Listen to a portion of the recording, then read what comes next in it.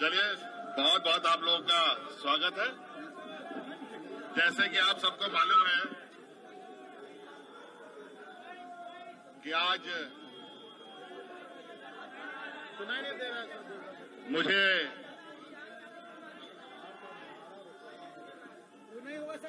ED के दफ्तर में जाना है। जैसे कि मुझे सम्मन दिया गया है और उस संदर्भ में जो राज्य में इल्लीगल माइनिंग की जांच ईडी कर रही है, उस संदर्भ में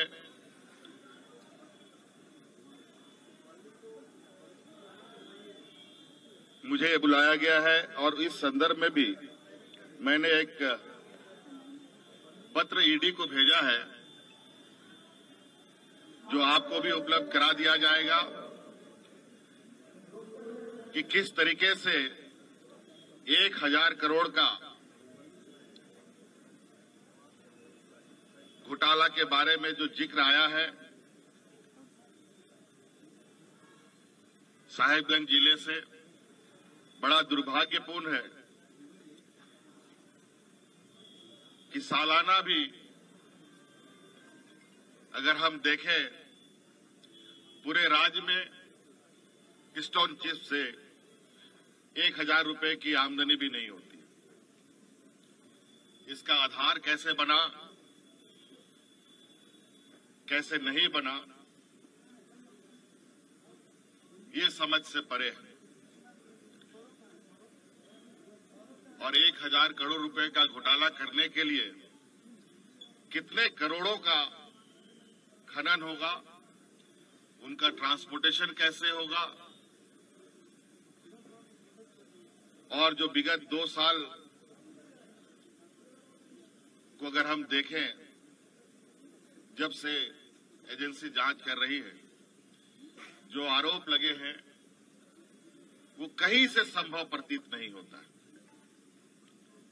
मुझे लगता है कहीं ना कहीं एजेंसियों को पूरी विस्तृत जांच पड़ताल करने के उपरांत ही किसी ठोस निर्णय पे या एक ठोस आरोप लगाना चाहिए। आज मैं राज्य का मुख्यमंत्री हूं, एक संवैधानिक पद पर हूं, और जिस तरीके से सम्मन की कार्रवाई चल रही है, लगता है कि हम लोग देश छोड़ के भागने वाले लोग। और मेरे राजनीतिक इतिहास में मुझे नहीं लगता है व्यापारियों को छोड़कर कोई राजनीतिक दल देश छोड़ के भागा हो या राजनीतिक दल के नेता देश छोड़ के भागे हो। और आज कहीं ना कहीं ऐसे कार्रवाई से राज्य में एक संशय की स्थिति उत्पन्न होती है। कार्यपालिका को निरंकुश करने का एक माध्यम बन सकता है। सरकार को अस्थिर करने का भी एक षड्यंत्र कहा जा सकता है। कहा जाए कि जो हमारे विपक्ष हैं, जो सरकार बनने के बाद से ही सरकार गिराने के षड्यंत्र लगे हुए थे, और यह षड्यंत्र की पनडुब्बी जो पानी में डूब डूब करके काम कर रहा था, ऊपर आने की ताकत नहीं रख रहा था, आज उस पनडुब्बी को धीरे धीरे बाहर लाने का प्रयास किया जा रहा है। आपने देखा चुनाव आयोग महीनों पहले राज्यपाल महोदय को अपना मंतव्य दे चुका है, लेकिन राज्यपाल महोदय अभी तक उस लिफाफा को उन्होंने नहीं खोला। मुझे लगता है कि वो भी किसी समय का इंतजार कर रहे थे। और आपने सुना है, पूरे देश के खबरों में चला, महामहिम ने दूसरा मंतव्य चुनाव आयोग से मांगा है, जो बिल्कुल ही असंवैधानिक था। और जब हमने इसकी जानकारी चुनाव आयोग से लिया तो पता चला कि महामहिम ने कोई दूसरा मंतव्य नहीं मांगा, लेकिन खबरों में चलाते जरूर है, उनका बयान जरूर आता है और राज्य में फटाके बम फोड़ने की बात करते हैं और उनका बयान आता है, ईडी का संबंध चालू हो जाता है और उसके बाद धड़ाधड़ सत्ता पक्ष के विधायकों पर छापामारी होती है, कभी इनकम टैक्स का, कभी ईडी का। बड़ा दुर्भाग्य। और जो मुझे अभी जो खबर आ रही है, और भी विधायकों के ऊपर, सत्ताधारी विधायकों के ऊपर ये छापा मारने की तैयारी कर रहे हैं। ये कहीं न कहीं राज्यपाल भी राजनीतिक से जो संवैधानिक पद है, जिसको हम कहते हैं कि ये पार्टी से संबंध नहीं रखता है, निष्पक्ष का विचार आता है, लेकिन मुझे नहीं लगता है ऐसे कार्यकलाप से कि वो ऐसे षड्यंत्रकारी राजनीतिक को और दलों को संरक्षण दे रहे हैं।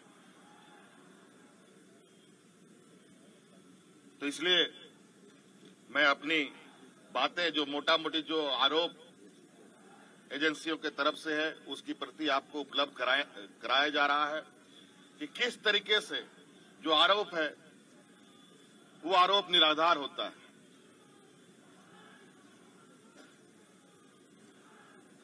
जब हमारा सरकार के कार्यकाल में रेवेन्यू की इतनी जबरदस्त बढ़ोतरी होती है, बड़े पैमाने पर कार्रवाई होता है, और जब इनकी हमारे विपक्षियों की पूर्व की सरकार थी, उस समय के आरोपों को देखें, रेवेन्यू में भी नुकसान, कार्रवाई में भी धीमी गति।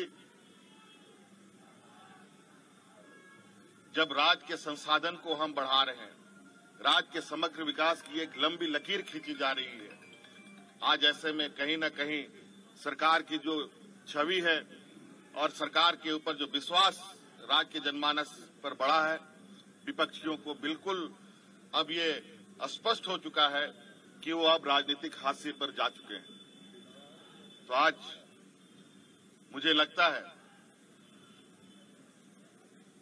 इस देश का लोकतंत्र का सम्मान होना चाहिए और लोकतंत्र के अंदर जो कार्य करने वाले लोग हैं उसको भी निष्पक्ष तरीके से अपना काम करना चाहिए। और मैं बिल्कुल आश्वस्त और विश्वास के साथ कह सकता हूं, और आज मैं जा रहा हूं,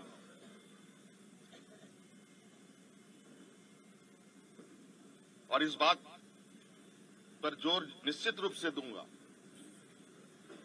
कि आखिर ये कार्रवाई करने के पीछे का वजह क्या है। आज गिट्टी बालू देश का सबसे बड़ा अगर रेवेन्यू व्यवस्था है, तो मैं तो कह रहा हूं आप लोगों के समक्ष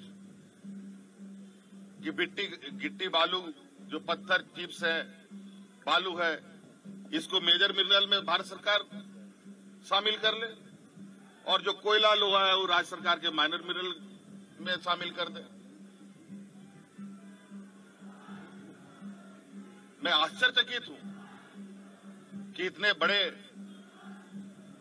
आरोप इतने हल्के में ये कैसे मुख्यमंत्री के ऊपर लगाया जा सकता है। धन्यवाद। जोहार।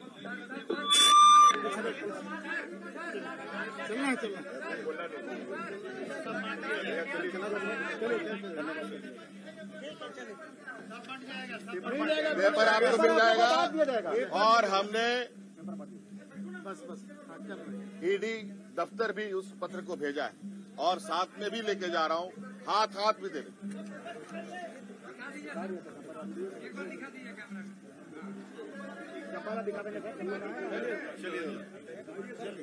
चलिए बात